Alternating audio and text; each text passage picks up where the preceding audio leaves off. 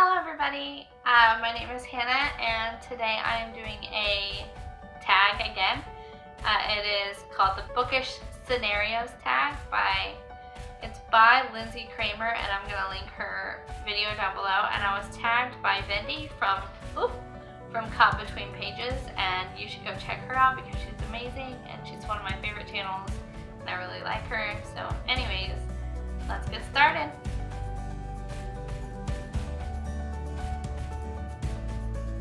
Okay, so you have to get rid of all your books and you can only choose one from one of these genres. Contemporary, fantasy, nonfiction, and another genre of your choosing. What books do you keep? So for fantasy, I would say The Bear and the Nightingale. Those books were just amazing. They were so much fun. I adored them. That book is by far now one of my favorite books, one of the most well-written books in my opinion. It's beautiful. It's beautiful. And there are so many things that I could go into about it, and I would just say go watch my video on it and you will know my feelings about it.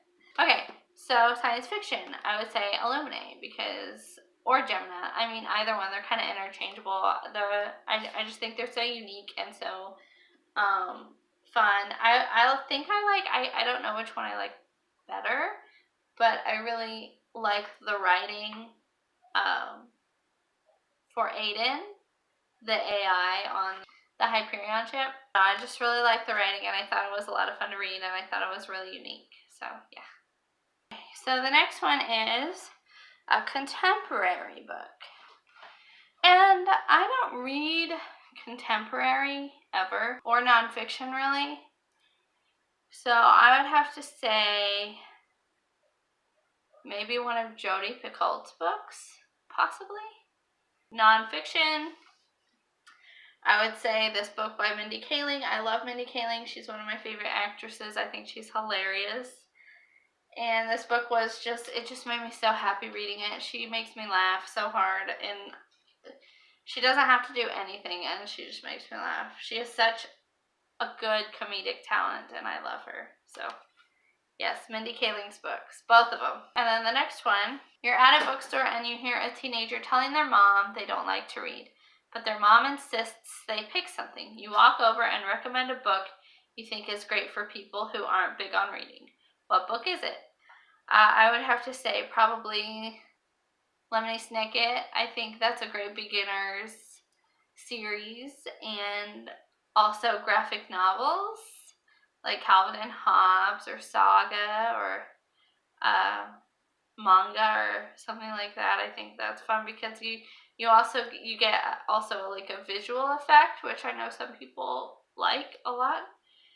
And so yeah, and obviously Harry Potter probably as well. You're not feeling yourself and need a pick-me-up. Which book do you read to put yourself in a great mood?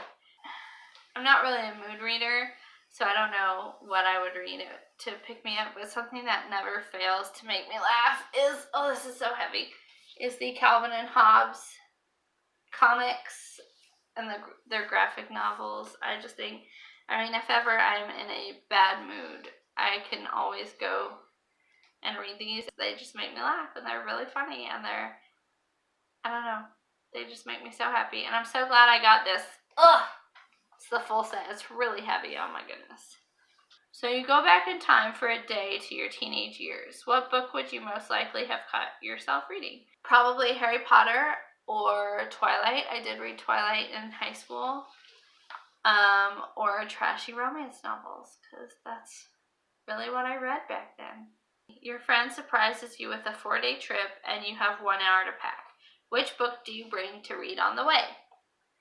And I would just read whatever I'm reading at the moment. So if I were to leave right now, I would take A Court of Mist and Fury by Sarah J. Maas. Your house was robbed. Don't worry, everyone is safe, but your bookshelf has been raided.